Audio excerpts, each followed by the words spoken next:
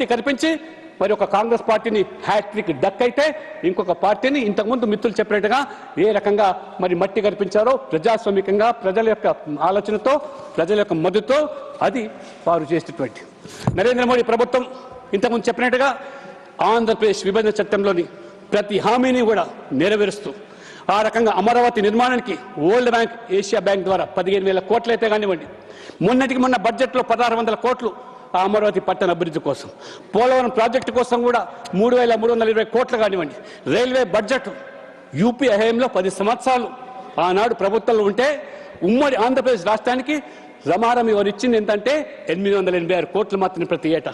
కానీ అదే నరేంద్ర మోడీ గారి ప్రభుత్వం 2 రాష్ట్రాలు విడిపోయిన తర్వాత ఏకంగా ఆంధ్రప్రదేశ్కి మాత్రమే 10,314 కోట్లు రైల్వేల అభివృద్ధి కోసం ఇవ్వడమే కాకుండా ఏ రకంగా ఆ ప్రజల డిమాండ్కి అనుగుణంగా రైల్వే వైజాగ్లో ఒక జోన్ ఏర్పాటు చేసి ఇవాళ ప్రజల యొక్క ఆశలను ఇవాళ ఏ రకంగా నెరవేర్చిందో.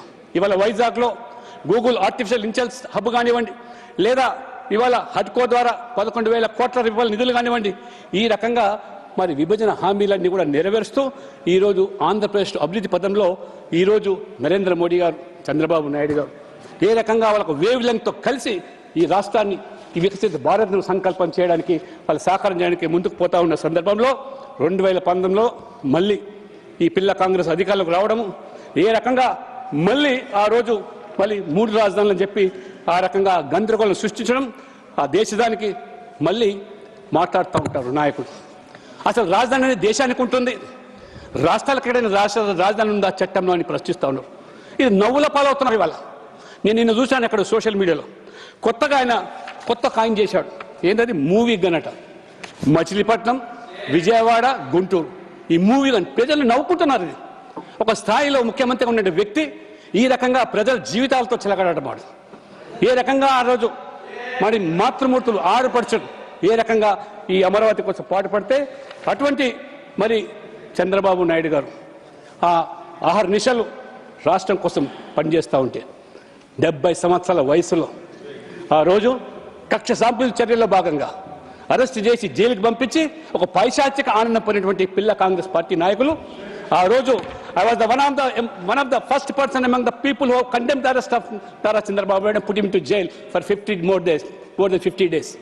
ఇది రాజకీయాల్లో వైషమ్యాలు ఉండొచ్చు, విరుద్ధమైనటువంటి ఆలోచన ఉండొచ్చు, ఆ రకమైనటువంటి భిన్న అభిప్రాయాలు ఉండొచ్చు.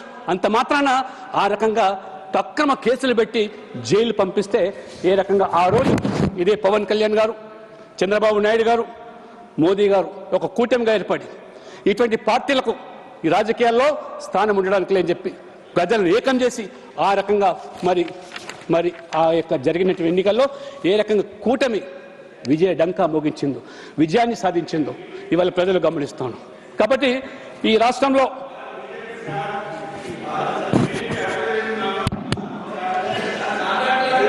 చాలా స్పష్టంగా ఇవాళ చెప్తున్నాను. ఇవాళ నేను స్వయంగా చూశాను ఎమ్మెల్యేగా చంద్రబాబు నాయుడు గారి యొక్క విజనరీ లీడర్షిప్ ఏ రకం అభివృద్ధి కోసం, పేదల సంక్షేమం కోసం పాటుపడింది. కాబట్టి మీరు ఈరోజు మరి రాజకీయంగా కనుమరుగైన మీరు ఇవాళ మాట్లాడేటువంటి నైతిక హక్కు లేదు. రైతులకు న్యాయం చేయాలని, తెలుగు గౌరవాన్ని కాపాడాలని చెప్పి ఇవాళ ఆడపడుచుల యొక్క వారి యొక్క త్యాగాన్ని ఇవాళ వృధా పోకుండా ఉండాలంటే అక్కడే అమరావతిలోనే ఇవాళ రాజధాని నిర్మాణం కావాలని చెప్పి ఇవాళ మోదీ గారు, చంద్రబాబు నాయుడు గారు, అదే రకంగా పవన్ కళ్యాణ్ గారు కూడా ఇవాళ కూటమితో ఏ రకంగా రాష్ట్రాన్ని ఇవాళ ముందుకు తీసుకుపోతున్నారు. అందుకని ఈరోజు ఖచ్చితంగా మరి ఏ రకంగా మరి ఆంధ్రప్రదేశ్ ప్రజలు కాంగ్రెస్ కబంధ హస్తాల నుంచి ముక్తి చేశారో అదే పంతాల్లో కూడా తెలంగాణలో కూడా ప్రజలు ఆలోచన చేస్తున్నారు, కోరుకుంటున్నారు ఇవాళ. ఎందుకంటే తెలంగాణ రాష్ట్రం ఏర్పడి 12 సంవత్సరాలుగా వస్తున్నది. 10 సంవత్సరాలు బీఆర్ఎస్ పాలన, ప్రజలు ఆ పాలన యొక్క పార్టీ యొక్క ఆలోచనతో వాళ్ళ యొక్క అవినీతి కానివ్వండి, కుటుంబ పాలన విసిగి మార్పు కోసం కాంగ్రెస్ లాభపడి తప్పితే కానీ కాంగ్రెస్ గెలిచింది కాదు. ఇవాళ తెలంగాణ ప్రజలు బీజేపీకి అనుకూలంగా తీర్పునివ్వకపోయినాడు.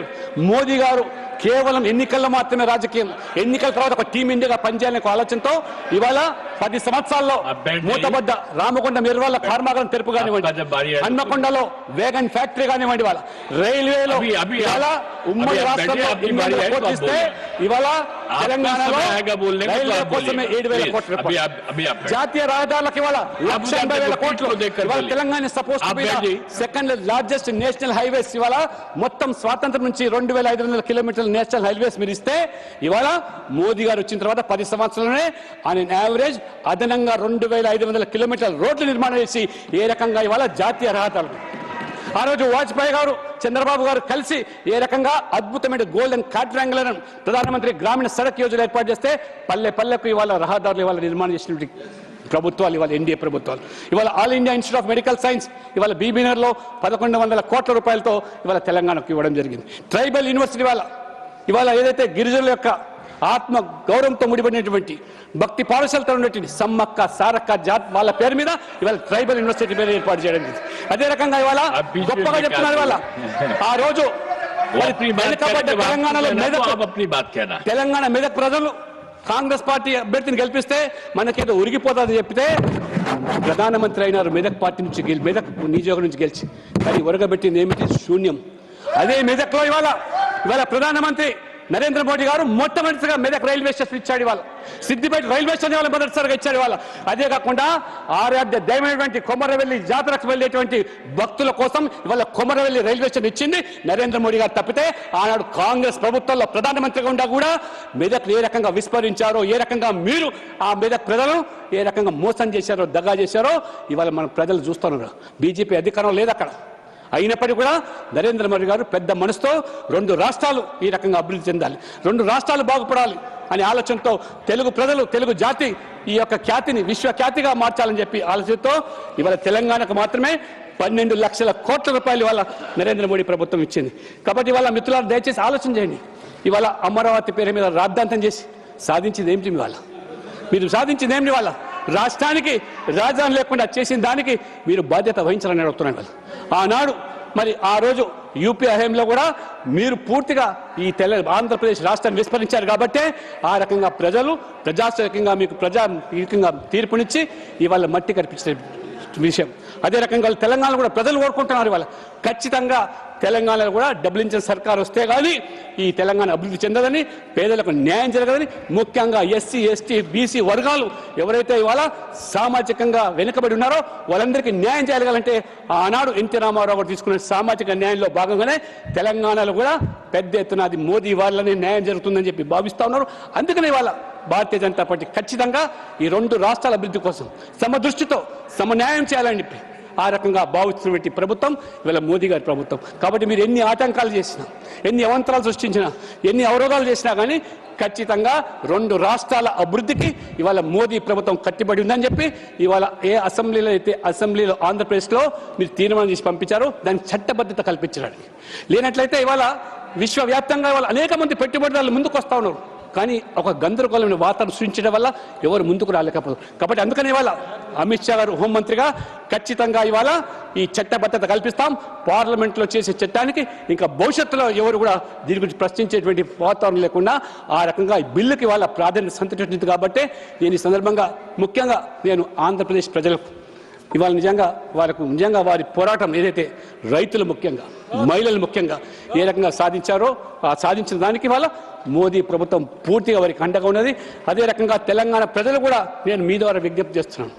ఈ అవినీతి ప్రభుత్వం ఏ రకంగా ఇంతకుముందు చెప్పినట్టుగా ఆ తెలంగాణ ప్రజలు, తెలుగు ప్రజలను అవమానపరిచి ఏ రకంగా ఆ రోజు మీరు తెలుగు జాతిని అగౌరవపరిస్తే ఏ రకంగా తెలుగుదేశం పుట్టిందో ఇవాళ తెలంగాణ కూడా అదే పరిస్థితి వస్తున్నది. కాబట్టి ఇవాళ మూటలు మోస్తా ఉన్నారు ఇవాళ ఢిల్లీకి. కాబట్టి వాళ్ళ కప్పం కడుతున్నారు ఢిల్లీకి, తెలంగాణ సంపద దోచి పెడుతున్నారు. కాబట్టి ఖచ్చితంగా తెలంగాణ ప్రజలు కూడా రేపు మరి డబుల్ ఇంజన్ సర్కార్ కోసం ప్రజలు చూస్తారు. అందుకనే నేను ఈరోజు పూర్తిగా ఈ బిల్లును సమర్థిస్తూ ఖచ్చితంగా తెలంగాణలో మార్పు రావాలంటే డబుల్ ఇంజన్ సర్కార్ రావాల్సిందే.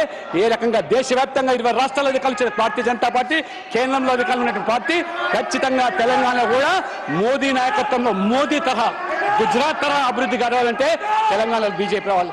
కాబట్టి నేను ఈ సందర్భంగా నాకు అవకాశం ఇచ్చినటువంటి మరి చైర్మన్ గారికి, my sincere thanks and humble request to you, Sridhar, that bill is passed. Let the House unanimously support this bill and see that nobody opposes. Let there not be any confusion again in future also. Even if people try to make confusion, people will thought you. धन्यवाद. They said fitting lesson. With these few words, I conclude.